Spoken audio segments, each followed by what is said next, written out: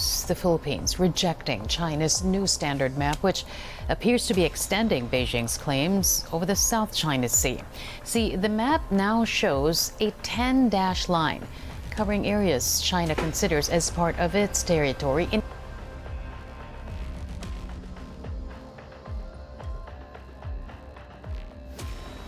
Let's be real. Most countries update their maps to fix typos. The Philippines just did it to fix history. Because when Beijing dropped its shiny new standard map last year, complete with 10 dashes slicing through the South China Sea like it was a personal swimming pool, Manila didn't panic.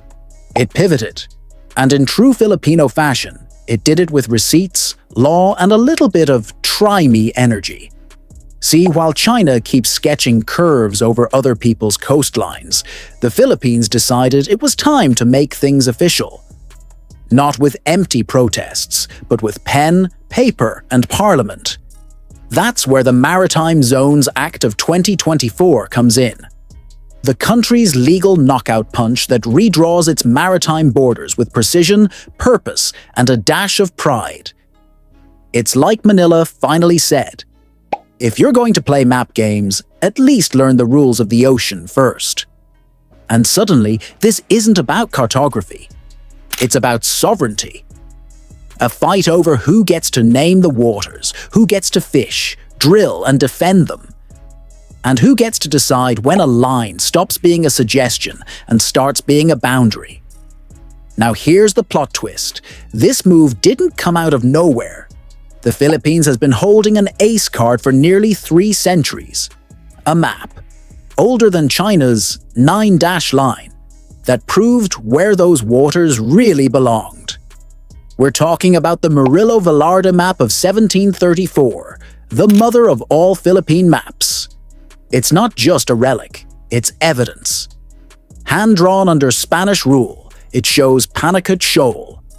Today's Scarborough Shoal, clearly within Philippine territory, centuries before anyone thought of inventing dashes. Fast forward to 2016, that same map took the stand at The Hague and helped the Philippines win the case that China still refuses to acknowledge. So yes, while Beijing keeps waiving historical rights, Manila's waiving historical proof. And it's laminated in international law. But a court win means little if it stays trapped in court documents. So the Maritime Zones Act turns that victory into enforceable reality.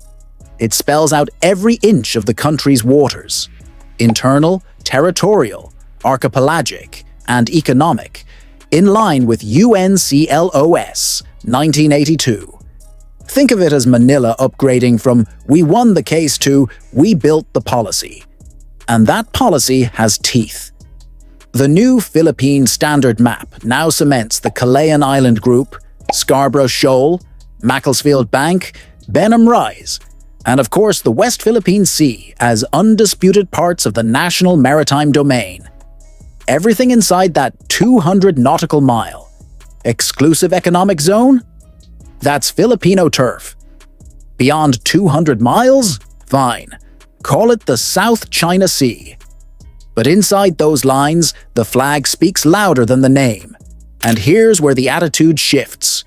For years, the Philippines was on defense, reacting to China's every new map, claim, and Coast Guard escort. Now it's playing offense, writing its own narrative, setting the legal baseline, and letting the world know it's done asking for permission. This isn't defiance for show. It's strategy with structure. Because the new map isn't just a political statement. It's a blueprint for the future. It gives the Philippines the legal muscle to manage marine resources, negotiate new boundaries, and even initiate fresh international cases, like environmental protection suits, without waiting for anyone's approval. And when other Southeast Asian nations, Malaysia, Vietnam, Brunei, Indonesia, see their own zones overlap with China's 10-dash fantasy, you can bet Manila's new stance is sparking ideas. The Philippines isn't just defending its waters anymore, it's leading a wave. So what happens after the Philippines redraws its map?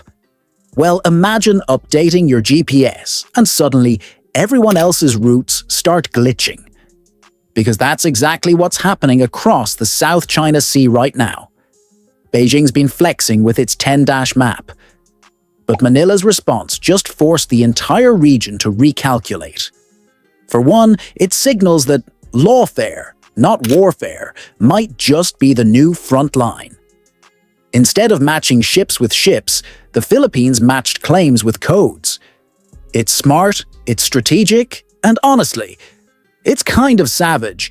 China's playing a game of intimidation, and Manila just switched it to litigation. But it doesn't stop at paperwork. This new standard map strengthens the Philippines' diplomatic leverage, not only with ASEAN neighbors, but also with big league allies like the US, Japan, and Australia.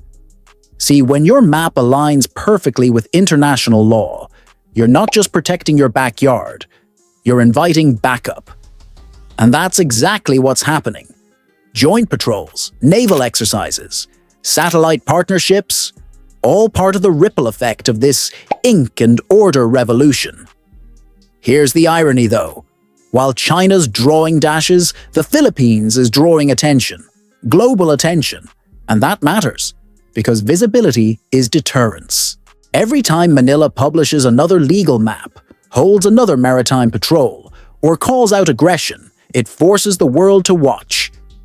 And in geopolitics, being watched is sometimes the best armor you can wear. Now let's talk impact. Beyond the politics and posturing, this move sets the stage for economic and environmental gains too.